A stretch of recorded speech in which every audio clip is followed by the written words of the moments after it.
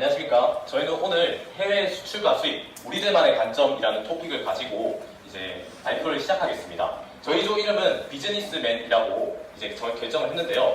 해외 무역 같은 경우 이제 회사원들이 이제 서로 돈을 관리를 하면서 보통 비즈니스맨들이 많이 활약을 하니까 그것에 착안해서 비즈니스맨이라는 이름을 붙였습니다.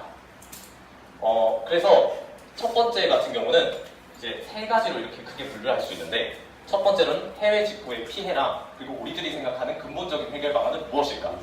두 번째로는 다국적 기업의 성패에 관련해서 판매 전략이 어떻게 다른가? 세 번째로는 해외 무역 파트를 딱 봤을 때 그것이 교육에 미치는 영향은 어떤가? 얼마나 어렵길래 이런가? 라는 것에 대해서 다뤄보겠습니다. 그럼 첫 번째, 해외 직접 구매는 왜 피해가 발생하는 거고 어떻게 해결하는 걸까? 라는 것을 말씀드리겠습니다. 해외 직구는 이제 해외 직접 구매의 줄임말이에요. 그래서 소비자가 온라인 쇼핑몰이나 또는 대행 사이트를 통해서 해외에 내가 국내에서 구할 수 없는 물품을 해외에서 직접 구하는 거래 형태를 말하고, 여러분들이 아시는 대표적으로 이베이 아니면 아마존 사이트, 핸드폰에는 이제 재팬24라는 대행 사이트가 있습니다. 그래서 다음과 같이 세 개, 직접 배송, 배송 대행, 구매 대행이라는 것으로 나눌 수 있습니다. 이제 예시를 통해서 여러분들한테 알려드릴게요. 용준이가, 그러니까 공부를 열심히 하려는 친구가 이제 어떤 구글 시계를 사려고 하는데, 이 시계는 구글에서밖에 못 팔기 때문에 한국에서 구할 수 없어서 해외 직구를 해야 되는 상황입니다. 그 상황에서 첫 번째 용준이가 할 수 있는 선택은 직접 배송, 즉 아마존 사이트에 직접 들어가서 구매를 한 뒤에 그냥 말 그대로 주소를 보내서 거기로 이제 주소로 이제 딱 물건이 직접 오는 형태입니다. 그럼 이게 가장 심플한 형태인데, 그럼 심플하니까 가격도 싸겠죠. 근데 문제는 뭐냐면 가격은 싼데 이제 국내법 적용이 힘듭니다. 아마존이라는 사이트는 이제 해외에 있으니까 그만큼 그것에 대한 국내법 적용이 매우 힘든 관계에 처해 있고, 두 번째로는 만약에 내가 그 사이트를 들어갔는데 만약에 제가 언어를 몰라요, 아니면 절차가 복잡해요, 이러면은 직접 배송을 신청할 수가 없겠죠. 알아보길 수 없으니까. 그리고 세 번째로는 이제 직접 배송이 안 되는 그런 제품도 분명히 있습니다. 그런 세 가지 단점이 있다고 하고, 그래서 그 세 번째 단점, 직접 배송이 불가능한 곳을 대상으로 아마존이 현지 물류 창고를 이제 어떤 한 나라에 둡니다. 그러면 그 물류 창고를 통해서 배송 대행지라는 곳을 설정을 한 뒤에 이제 여기를 거쳐서 다시 용준이한테 물건이 들어오게 되는 형태인데, 그럼 이제 이것의 장점은 무엇이냐? 일단은 직접 배송 못 받는 것도 받을 수 있으니까 모든 제품에 대해서 소비 폭이 넓어지겠죠. 하지만 문제는 뭐냐면 대행 지역을 거칠 때마다 생기는 세금, 그 다음에 운임료, 이 두 가지 때문에 가격이 비싸질 수 있다라는 걸 알려드리고 싶고, 세 번째로는 내가 해외 직구를 안 해봤거나 아니면은 그 사이트가 중국어, 영어 너무 어려워요. 그러면은 이제 국내 사이트, 예를 들어서 쿠팡이라고 합시다. 쿠팡이라는 곳에 가서 구매 대행 이거 해주세요 라고 하면 쿠팡이 그 돈을 주 사람 돈을 받고 절차대로 이제 얘네는 이제 전문 지식이 있으니까 그것에 대해서 잘 알아본 뒤에 여기에 사이트를 주문하면 이제 직접 개인 구매자한테 상품이 가는 형태인데, 이것의 장점은 이제 매우 쉬워요. 다 대신해 주니까. 문제는 뭐냐면 반품 취소가 두 군데나 거쳤으니까 좀 어려워요. 두 번째로는 이 쿠팡이라는 데는 어쨌든 이익단체예요. 자신들의 이익도 보장을 해야 되기 때문에 거기서 생겨나는 그 돈이 엄청납니다, 생각보다. 그래서 잠시만 전으로 돌아가요. 그래서 해외 직구 피해 경험을 이제 관세청 관세평가불위원이라는 곳이 있는데, 거기 조사원에서 이제 대상을 이렇게 얘기를 해봤어요. 그랬더니 경험이 있다가 60%, 없다가 40% 이런 식으로 얘기가 나왔어요. 그럼 이걸 이제 그래프가 좀 이게 글씨가 작아서 안 보일 수 있는데, 전체적으로 정리하면 이 절반 이상, 그러니까 약 200명 가량 이상은 배송에 문제가 생겨서 라는 뒤에 결함, 50명 정도가 결함, 그다음에 과도한 배송료, 이제 비싸다, 문제다. 그래서 어떻게 해결할 거냐 이러니까 해당 판매처에 직접 요청하는데 내가 못 알아보니까 아무것도 안 한다, 도움 요청을 한다, 이런 식으로 해답이 나왔어요. 근데 이거를 실질적으로 해결하려면 어떻게 해야 될까? 그러니까 판매처에 만약에 도움을 구하지 못하는 경우 우리 개인 소비자로서는 어떻게 할 수 있을까? 거기서 나온 차관이 바로 정부에서 직접, 그러니까 해외 배송 직구 사이트를 직접 운영하는 겁니다. 공인으로. 이렇게 공인으로 운영하면 뭐가 좋은데? 라는 거에 대해서 이제 설명을 드릴게요. 일단 대행 사이트를 마련하면은 이제 신뢰가 증명되죠. 정부라는 이름의 명목하에. 그 다음에 해외 직구의 가이드라인을 거기 쫙 제시합니다, 정보들. 그러면 한결 찾아보기 쉽고 이제 구매도 쉽겠죠. 다만 그것을 운영하는 데 있어서 세금이 증가할 수 있다. 두 번째로는 선정업체. 어쨌든 이거는 정부 공인이지 정부가 운영하는 게 아닙니다. 그래서 업체 선별 기준에 있어서 공정성에 시비가 붙을 수 있어요. 특이사항으로 이제 외교부가 직접 담당하면 뭐가 문제냐, 정부가 직접 이거 담당하면 되지 않느냐, 공무원들이 할 일이 너무 많습니다. 인건비가 엄청나게 올라갈 것이고 처리량이 늘어나요. 두 번째로는 물론 이것은 이상적이긴 한데 개인 차원에서 다 구매하면 어쩌냐, 이거 다 개인 역량 아니냐, 해외 직구는. 물론 그런데 이제 개인에 있어서 관세는 다 개인 책임입니다. 그것에 있어서 이 계속해서 손해를 본다는 관세를 국민의 입장에서는 그런 어려운 절차를 거쳐서 관세도 내야 되고 이런 여러 애로사항이 많기 때문에 사실은 대행 사이트를 이용하는 게 맞다고 봅니다. 네, 이제 해외 직구 파트는 여기까지 끝났고, 두 번째는 다국적 기업의 성패라는 주제에 대해서 아모레퍼시픽이라는 화장품 회사 다국적 기업이라는 예시를 가지고 설명을 드릴게요. 일단 다국적 기업이라는 건 간단히 설명을 드리겠습니다. 만약에 예를 들어서 어떤 브랜드가 해외 브랜드가 유명한 이제 한국에 유입했습니다. 그러면 우리 국내 기업은 그것에 대해서 위기감을 느끼겠죠. 그 위기감으로 이제 우리도 안 되겠다 해서 해외 시장에 딱 진출하려고 합니다. 다국적 기업도. 우리나라에서도 그런 움직임을 보이고 해외 시장에 진출한다? 그럼 해외 인지도가 증가하겠다. 인지도가 증가하면 당연히 매출량이 증가되고 매출량이 증가하면 다시 해외에서도 국내 제품이, 우리 제품이 유명하는 걸 다시 위협을 받으니까 그것에 대해서 다시 해외 브랜드가 개발되고 유입되는 그러한 순환 구조를 갖고 있습니다.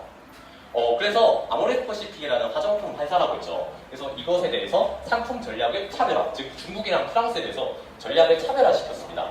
국경을 넘어서. 일단 첫 번째로 국경을 넘었기 때문에 메이드 인 코리아, 메이드 인 차이나에서 네임드가 더 센 거는 중국에서 한국 제품입니다. 한국 제품이 더 이제 유명하고 신뢰가 가기 때문에 공장을 중국에 두지 않고 한국에서 직접 수출하는 형태입니다. 이제 중국은 이런 정서를 가지고 있어요.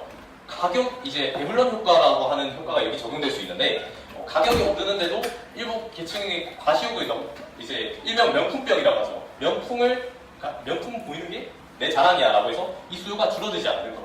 그래서 이것을 이용하면은 오히려 가격을 높이는 게 더 많이 팔릴 것이다. 왜냐하면 화장품은 사실 고급진 것부터 이제 이렇게 되게 고급진 것부터 있거든요. 그래서 이것을 가격을 올리는 것이 오히려 중국 시장을 공략하는 데 중요할 것이다 라고 퍼시픽은 생각했습니다. 네, 이렇게 중국 백화점에 이런 식으로 배치를 해놓는 거죠. 일부러 비싸게. 프랑스 같은 경우는 향수가 있습니다. 프랑스는 이제 화장품보다는 이제 향수가 오히려 그 지역 정세에 맞는데, 프랑스는 이제 메이드 인 코리아보다는 메이드 인 프랑스, 즉 자국 제품을 더 선호하게 됩니다. 그래서 공장을 이제 프랑스에 두게 되고요. 고객이 제품에 직접 충성하게 하는 브랜드를 고급화시키는 전략을 씁니다. 첫 번째, 구매 장소를 제한시킵니다. 그러니까 예를 들어서 광고를 많이 해서 어디든지 살 수 있으면 오히려 그게 더 수익이 많이 나는 거 아닐까라고 하는데, 프랑스는 안 그래도 보는 눈이 간단합니다. 거기서 향수는 되게 널렸어요. 거기서 오히려 제품을 제한함으로써 아모레퍼시픽이라는 기업 이미지를 이용해서 그것에 대해서 이미지 관리를 하는 겁니다. 우리 제품은 고급스럽다. 아무나 안 간다. 그리고 새 제품을 출시했을 때 샘플은 선별된 고객에게 잡니다. 즉, 이 아모레퍼시픽에 대해서 이미 긍정적인 평가를 가지고 있는 사람들부터 샘플링을 실시합니다. 나름 전략적이죠. 세 번째로는 그래도 광고는 조금씩 해야 되잖아요. 왜냐하면은 얘네가 너무 이벤트라든가 아니면은 인지도가 너무 없으면 안 되니까 그것에 대해서 광고 아니면 런칭쇼, 이벤트 등으로 조금씩 인지도를 채워나갑니다. 그래서 성공 요인을 분석해봤어요. 무역에 대해서. 그러니까 해외를 국경으로 하다 보니까 그것에 대한 전략이 중요시되는데, 이 두 가지 전략에 대해서 설명해드리겠습니다. 아모레퍼시픽은 중국에 대해서 3년간이나 하고요. 어떤 한 제품을 팔기 위해서 3년간 시장 조사를 했습니다. 두 번째로는 고급화 전략을 썼죠. 브랜드 아까 이제 일부러 가격을 높인다. 세 번째로는 시장 규모가 매우 큽니다. 즉 이윤 창출, 그게 돈이 많이 불린다는 얘기예요. 프랑스 같은 경우에 벤치마킹 전략이 성공했는데, 벤치마킹이란 뭐냐? 프랑스 내부에서 그 기업이 사용하는 경영 전략, 그것에 대해서 어떻게 하네? 이거 뺏겨와야겠다. 아니면 모방해야겠다. 아니면 우리식으로 이렇게 바꿔야겠다. 이런 식으로 한 게 벤치마킹. 두 번째로는 니치마켓 집중화, 즉 소비자 빈틈을 이용하는 겁니다. 예를 들어서 프랑스 같은 경우에 향수가 유명하다고 하지만 아모레퍼시픽 한국 제품에 대해서는 딱히 프랑스에 가 있는 제품이 없기에 한국이라는 고유의 특성을 살려서 제일 먼저 프랑스 향수 시장을 공략하게 되었습니다. 세 번째로는 이제 통합적 이미지 전달, 프리미엄이라는 이미지를 붙였죠. 하지만 이렇게 성공 전략도 있지만 나라에 따라서는 똑같은 전략에서도 실패하는 경우가 있다고 합니다. 켈로그를 예시 들어볼까요? 켈로그는 시장 전략에 대실패한 주요 기업 중에 하나로 보이는데 얘네는 인도에는 시리얼 경쟁사가 없다. 대박 날 듯. 아까 말했죠? 니치마켓 그것을 이용한 겁니다. 근데 얘네가 망했습니다. 왜냐? 인도의 식습관 이해가 부족했다. 첫 번째. 두 번째로는 필요 이상으로 가격이 높았다. 시리얼을 사실 고급화시킬 필요는 없잖아요. 화장품은 고급화시킬 의미가 있지만. 네. 반대로 롯데리아도 중국으로 가려고 했는데 중국은 시장이 넓다고 했잖아. 그래서 그 이윤을 창출하기 위해서 갔어요. 근데 롯데리아가 일단 인지도가 부족했습니다. 자, 볼게요. 아까는 화장품이랑 햄버거가 뭐가 다르냐? 화장품은 고급스럽고 자신이 치장하는 데 있어서 돈을 많이 투자할 용의가 있으나 햄버거 같은 경우에는 누구나 사 먹을 수 있게 간편한 가격으로서 오히려 저렴한 게 유리합니다. 거기서 뭐 예를 들어서 고급화를 시키다? 말도 안 되는 소리죠. 게다가 평범했습니다. 여기에. 그래서 뭐 가격이 싼 것도 아니고 햄버거 메뉴가 싼 것도 아니고 그 다양한 거 아니라서 결국 망했습니다. 그럼 마지막 세 번째, 수출과 수입에 대해서 우리가 경제라는 과목이 사탐이 있잖아요. 그것에 대해서 무역이라는 단어를 통해서 경제라는 과목이 어떻게 지금 비춰지고 있는가에 대해서 여러분께 설명해 드릴게요.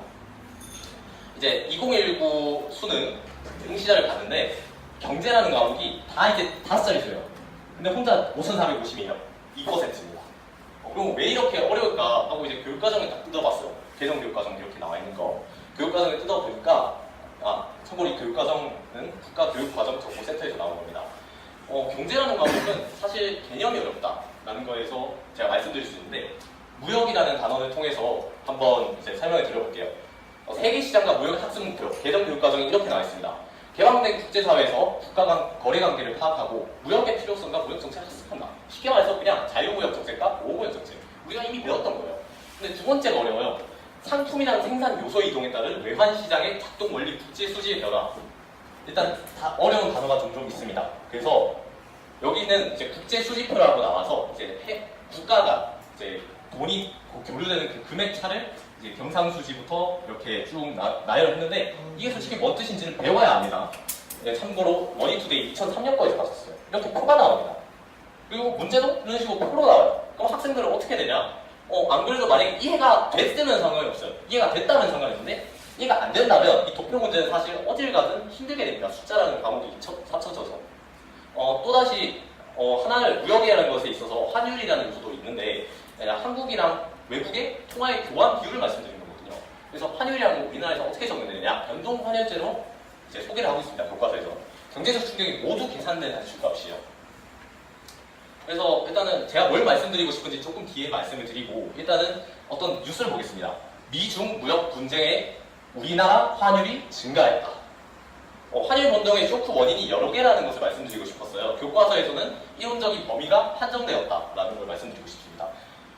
이거 너 그냥 네 생각 아니냐라고 말씀드릴 수 있는데 이것을 한번 잘 볼게요. 개정 교육과정에서 직접 인용했습니다. 정보 활용 능력과 사태를 분석적으로 평가하는 비판적 사고력을 함양한다. 그래, 너네 뉴스 기사 구체적인 사례 조사한 거 좋아. 근데 외환시장에서 환율이 결정되는 과정은 이론적인 측면의 학습이 중시된다. 왜 환율이 변동되는 원인은 이론만 다룬 것인가? 그 다음에 이것의 평가 과정은 어떠냐? 요약 후 제출형 과정입니다. 문제도 안 내려고 하고 오히려 다른 거에서는 지필평가식으로 많이 내려고 하는데 여기서는 오히려 요약 후 제출 이해에 대해서는 딱히 다루고 있지 않은 모습입니다. 그래서 사람들이 경제 뉴스만 보면 되게 머리가 아파요. 경제라는 과목이 되게 친숙하지도 않고 어려운 단어가 많아요. 경상수지, 양적 완화, 신용부도 수학풀, 뭐 영어로 나와요. 이렇게 한글로만 나오면 다행이죠. 영어로도 나옵니다. 그래서 이 경제라는 과목의 이런 특수 어려움을 어떻게 해결할 수 있을까? 교육에서 해결할 수 있는 방법이 없을까라는 거에 대해서 첫 번째, 아까 환율 있죠? 환율의 변동 원인에 대해서 실사례 기사들을 차라리 학생들에게 찾아오는 게 아니라 교과서에 필수로 도입시키라는 겁니다. 두 번째로는 용어의 단순화입니다. 이거는 약간 문제가 많이 될 수 있습니다. 하지만 이런 혁신이 돼야 좀 더 학습 난이도를 낮출 수 있다는 생각을 했고요. 경상수지를 같은 경우는 이제 무역을 발생하는 데 생기는 금액 또는 수출할 때 생기는 금액 이런 식으로 풀어서 얘기하는 겁니다. 양적 완화도 마찬가지로 중앙은행의 조달 통화량이 증가하는 정책이다. 그럼 장점은 뭐냐? 이걸 처음 봐도 이렇게 풀었으면 얘기는 말이 돼요. 이제 경제 뉴스를 보다 보면. 근데 문제는 뭐냐? 어디까지 풀었을 거네? 기준. 그 다음 두 번째로 국제적으로 약속한 단어를 내 마음대로 바꿀 수 있느냐? 이것에 대해서 논란이 생길 수 있겠죠. 세 번째로는 경제학자들과 이해관계가 맞지 않을 수 있죠. 만국 공통어들. 근데 이것에 대해서 의문점을 제기할 수 있는 게 과학도 시대가 변화하는 데 따라서 아밀라제가 아밀레이스로 변하듯이 사탐, 사회탐구에서도 과연 이런 용어의 간소화, 용어의 변경이 불가능할까? 그건 아니라고 생각합니다. 네, 이상으로 발표를 마치도록 하겠습니다. 질문 받겠습니다.